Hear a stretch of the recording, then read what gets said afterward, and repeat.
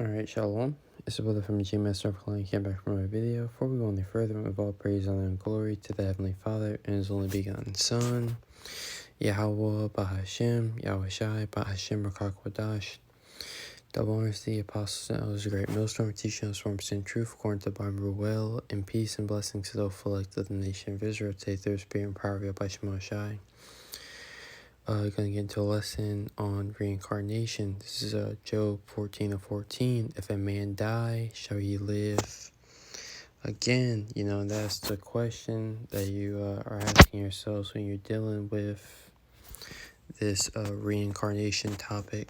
Because according to the Christians, you simply die and you go back, you go to hell, or you go to purgatory, where you wait for judgment when the Son of Man will judge the devils and the angels, and basically a whole bunch of fairy tale BS, Hollywood, rhetoric that they have learned from Esau Edom. You see, this is Job 14:14. If a man dies, shall he live again? Now this is a question, centered upon reincarnation. Now let's get a definition of reincarnation. It says rebirth.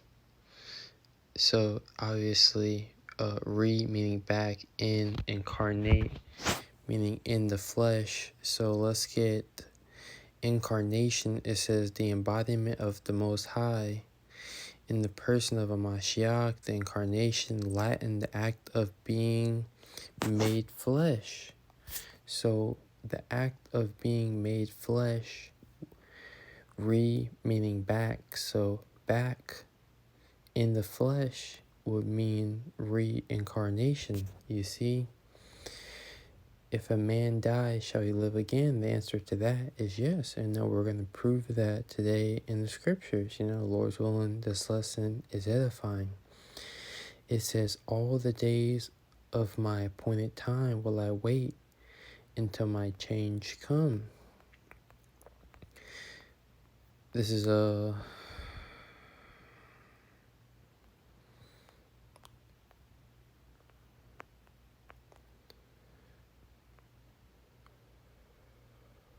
Job chapter 19, verse 25. For I know that my Redeemer liveth.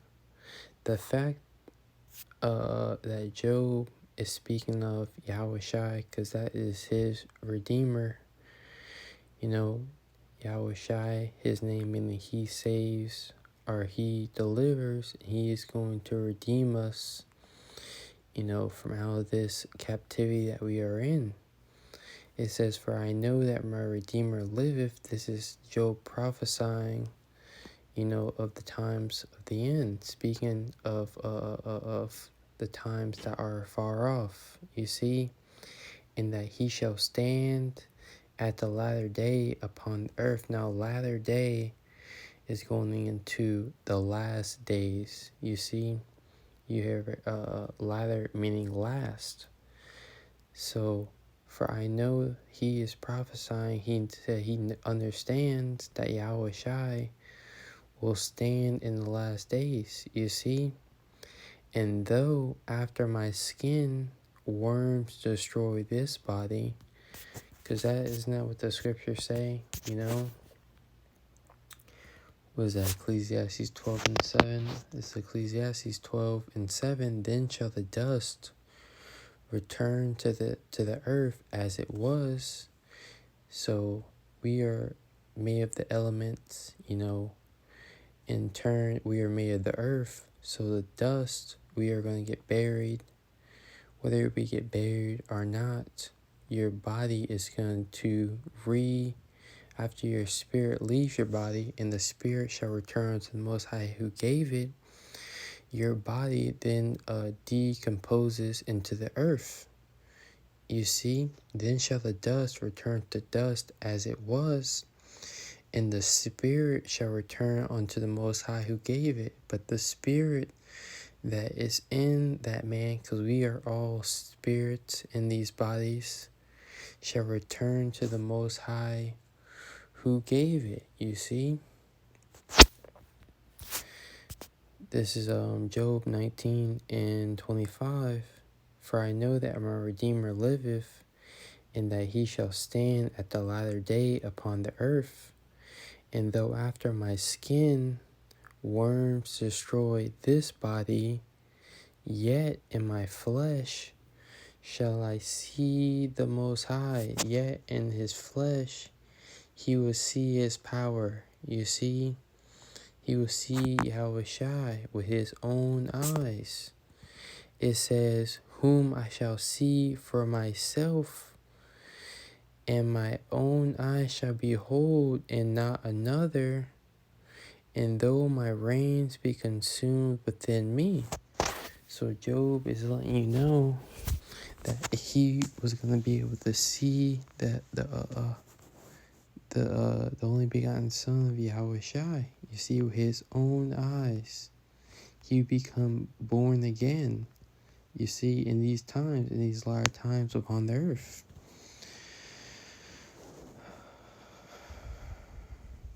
This is 2nd Ezra 14:34. Therefore, if so be that ye will subdue your own understanding and reform your hearts, ye shall be kept alive, and after death ye shall obtain mercy. For after death shall the judgment come, when we shall live again. Now, judgment is not dealing with judging you for your wickedness, but judging you for your righteousness. Judgment is dealing with whether or not what judgment according to the will of Yahweh Shema Shai you deserve. You see, if you commit acts of righteousness, then you shall receive good. You see, did not the Lord tell Cain that? You see, what's that? I believe it's Genesis 4:9. 4:6. Yep. Genesis 4, real quick. Genesis chapter 4, verse 7. If thou doest well, shalt thou not be accepted? And if thou doest not well, sin lieth at the door, and unto thee shall be his desire, and thou shalt rule over him. So the Lord is saying, if thou doest well, shalt thou not be accepted. So if you do well, you see, if you commit acts of righteousness in the eyes of Yahweh Shema Shai, you're going to be accepted with favor. You see, and when this judgment will come after death, you'll be rewarded. Let's read this again. 2nd Ezra 14:35. For after death shall the judgment come, when we shall live again. Now that judgment, still these Christians, that's talking about, you see, when they will go to heaven and others will go to hell. Of course we're going to live again. The Lord's going to raise us up. This is Ecclesiastes 3:15. It says, that which hath been is now, and that which is to be hath already been. And it's talking about our spirit, because we have been here before, and the Most High requireth that which is past. You see, let's deal with that for a second, how the Most High requireth that which is past. This is Exodus.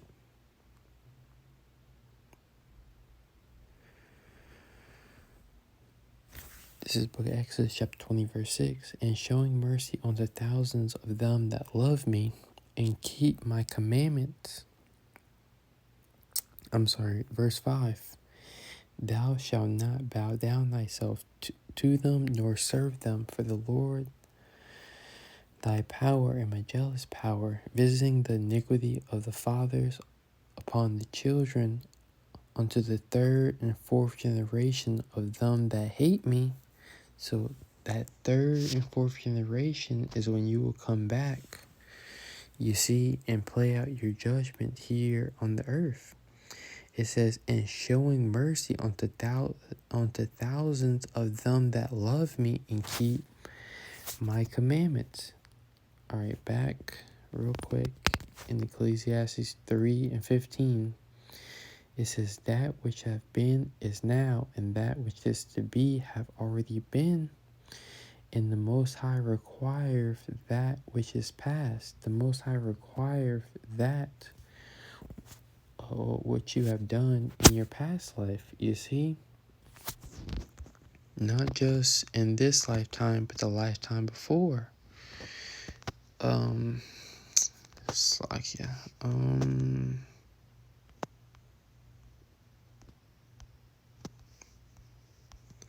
This is the book of Sirach, chapter 21, verse 1. My son, hast thou sinned? Do so no more, but ask pardon for thy former sins. You see? And this is why a majority of people, especially these leaders and these teachers, need to be taught again. You see? This is Ecclesiastes 3:15. This ain't talking about when in heaven, or after, this isn't talking about heaven and hell. Hell is a condition. No one goes to hell. Judgment is going to be played out right here on the earth. Verse 16. And moreover, I saw under the sun the place of judgment. He saw under the sun. Now, above us is the sun, so we being on the earth is under the sun. When we look up, we see the sun, do we not? You see? It says, and moreover, I saw under the sun the place of judgment, that wickedness was there, and the place of righteousness, that iniquity was there. This is back in 2 Ezra 14:34. There 35, it says, for after death shall the judgment come, when we shall live again. Then shall the names of the righteous be manifest, and the works of the ungodly shall be declared. Yeah, because you come back in your lot. You see, let me get one more example. You see, dealing with Yahweh Shai's crucifixion. You see, this is Matthew 27:25. We'll start 24. It says, when Pilate saw that he could not prevail nothing, but that rather a tumult was made, he took water and washed his hands before the multitude, saying, I am innocent of this just person, see ye to it. Then answered all the people and said, his blood be upon us and our children. Now, this is key to understand that this is talking about reincarnation. It says, his blood be upon us and upon our children. Here it is. You kill an innocent man, you see, and then you pass away. You have kids, and now your kids have to pay for that debt. How unrighteous is that? You see, telling you that's not talking about their children. It's talking about that third and fourth generation where the Lord will visit them and their iniquities. You see, that's why we read, then shall the works of the ungodly be made manifest. All right, Ezekiel 18:19. Yet ye say, why doeth not the Father? Why doeth the Son bear? Yet ye say, why doeth not the Son bear the iniquity of the Father? When the Son have done that which is lawful and right, and kept all my statutes, and have done them, he shall surely live. So if, with this example, if their children would then believe on Yahweh Shai after they had passed, You know, after Yahushua raised from the dead, we had, in these times more so than ever, if their children will come back in the reincarnation and believe on Yahushua, or in terms, it wouldn't be righteous, you see, just because their parents, your parents, didn't believe, you see. It says, the soul that sinneth, it shall die. The son shall not bear the iniquity of the father, neither shall the father bear the iniquity of the son. Meaning what? You have to pay for your deeds that you have done on this earth. You can't pass them down to the next generation. No, you're going to have to pay when you come back in that third or fourth generation. It says, the soul that sinneth, it shall die. The son shall not bear the iniquity of the father, neither shall the father bear the iniquity of the son. The righteousness of the righteous shall be upon him, and the wickedness of the wicked shall be upon him.